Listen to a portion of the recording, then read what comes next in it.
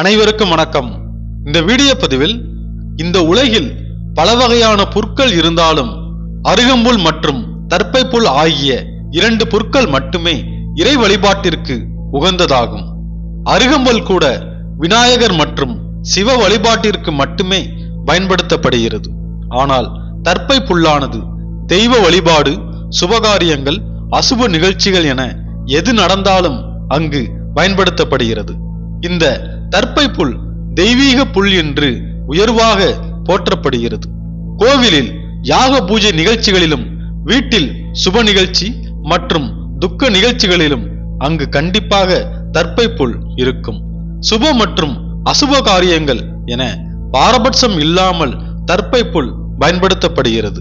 இதை மிகவும் புனிதமான புல் என்று சாஸ்திரங்கள் கூறுகின்றது. இந்த தர்ப்பை புல்லின் மகிமையை உணர்த்தும் புராண கதை ஒன்றை இப்பொழுது பார்க்கலாம். இன்னும் நம்ம சேனலை சப்ஸ்கிரைப் பண்ணாதவங்க மறக்காம சப்ஸ்கிரைப் பண்ணுங்க. வாங்க பார்க்கலாம். அந்த காலத்தில் தம்போத்பவா என்ற மாபெரும் மன்னன் விதர்ப தேசத்தை ஆண்டு வந்தான். அவன் பல தவங்கள், யாகங்கள், பூஜைகள் செய்தது மட்டுமில்லாமல் பல நல்ல காரியங்களை செய்து அதிகமான புண்ணியங்களை சேர்த்து கொண்டே வந்தான். இதனால் இறைவன் அருளால் அவன் பல அரிய வரங்களை பெற்றிருந்தான். இதனால் அவன் தனக்கு கிடைத்த வரத்தாலும் வலிமையினாலும் உலகெங்கும் சுற்றி அனைத்து நாடுகளையும் வென்றான். இனி வெல்வதற்கு எந்த நாடும் இல்லை என்ற நிலைமை வந்தபோது அவனுடைய ராஜகுரு அவனிடம், மன்னா, இனி நீங்கள் ஏன் பூமியை பற்றியும் இங்கு உள்ளவர்களை பற்றியும் கவலைப்பட வேண்டும்?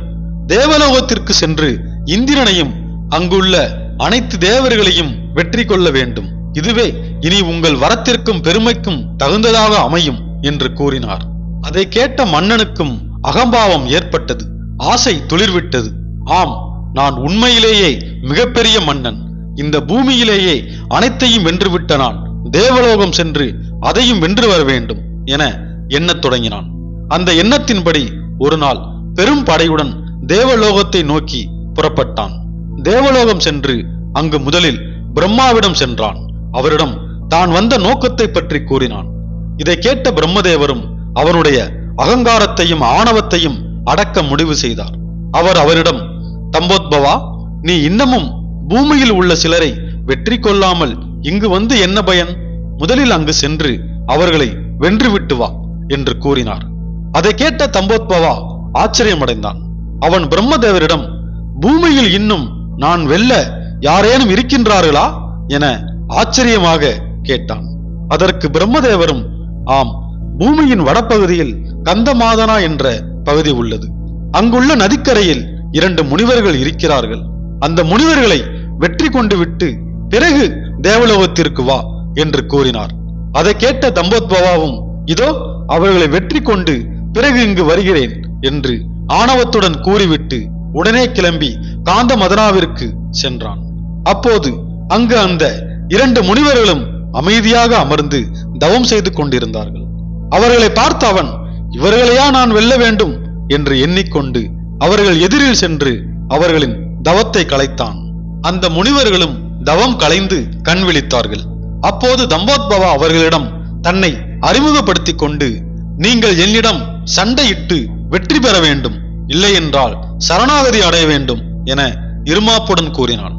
அப்போது முனிவர்கள் அமர்ந்திருந்த இடத்தில் தர்ப்பை புற்கள் வைக்கப்பட்டிருந்தன. அவன் கூறியதை கேட்ட முனிவர்கள், தம்போத்பவா, நீ ஒரு பெரிய மாமன்னன். ஆனால் நாங்களோ சாதாரண முனிவர்கள். நாங்கள் ஏன் உன்னுடன் சண்டை போட வேண்டும்? நீ உன் வழியில் போ, நாங்கள் எங்கள் வழியில் செல்கிறோம் என்று கூறினார்கள்.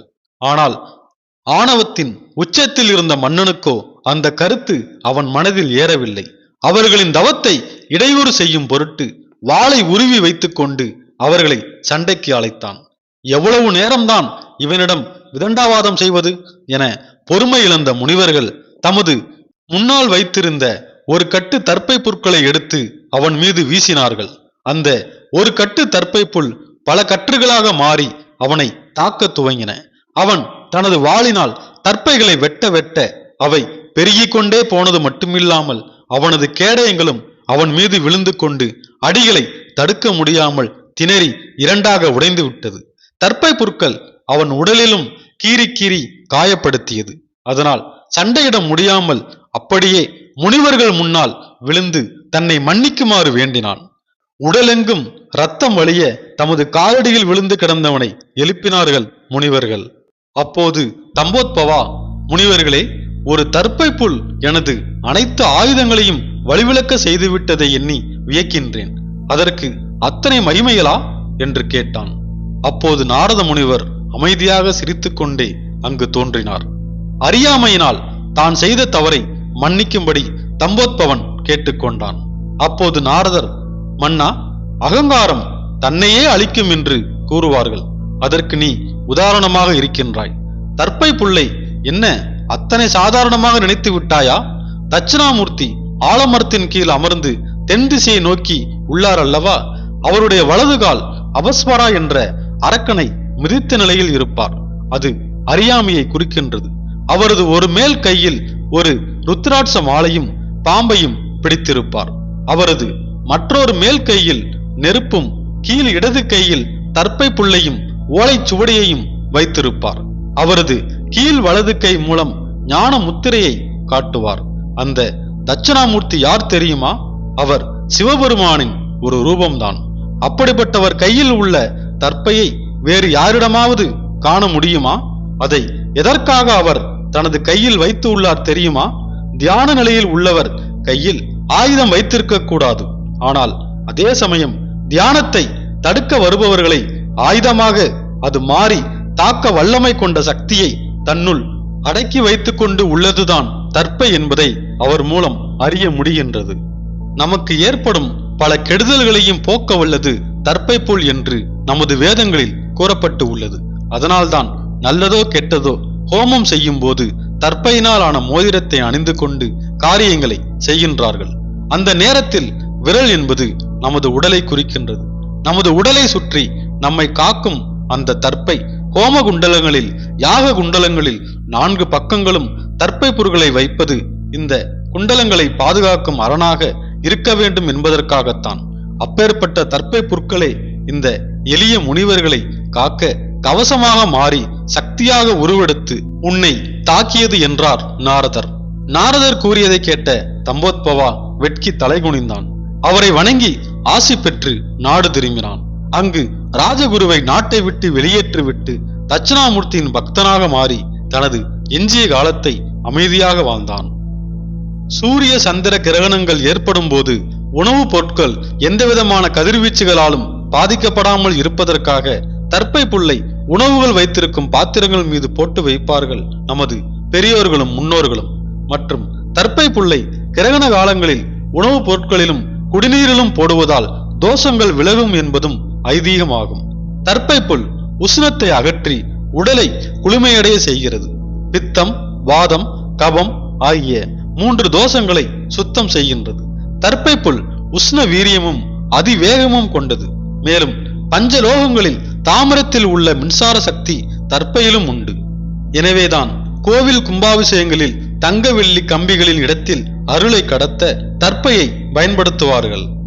தர்ப்பையின் சாம்பலால் தான் கோவிலில் உள்ள விக்கிரகங்களையும் பாத்திரங்களையும் துலக்குவார்கள்.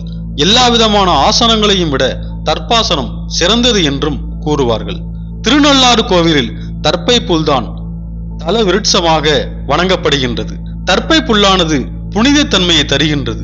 நமது உடலில் வெளியிலிருந்து உள்ளே புகும் தீமையை தடுக்கின்றது. எனவேதான் நாம் எந்த ஒரு செயல் செய்ய ஆரம்பிக்கும் போதும் தர்ப்பத்தில் உட்கார்ந்து கையில் தர்ப்ப மோதிரத்தை அணிகின்றோம். தர்ப்ப புல்லினால் செய்யப்பட்ட பாய் மிகவும் விசேஷமானது. தர்ப்பாசனத்தில் அமர்ந்து செய்யும் பூஜைக்கு பல மடங்கு சக்தி உண்டு. இந்த அற்புத சக்தி கொண்ட தர்ப்பை புல் எல்லா இடங்களிலும் வளராது. மிகவும் தூய்மையான இடங்களில் மட்டும்தான் வளரும். தர்ப்பை புல் இருக்கும் இடத்தில் துர்சக்திகளின் நடமாட்டம் இருக்காது. இங்கு கூறப்பட்ட இந்த சிறிய கதை உங்களுக்கு பிடித்ததாகவும் பயனுள்ளதாகவும் இருந்துச்சுன்னா நம்ம சேனலை சப்ஸ்கிரைப் பண்ணி சப்போர்ட் பண்ணுங்க. இந்த பதிவை பற்றிய உங்களது மேலான கருத்துக்களை கமெண்டில் தெரிவியுங்கள் மற்றும் உங்கள் நண்பர்களுக்கு ஷேர் செய்யுங்கள். நன்றி.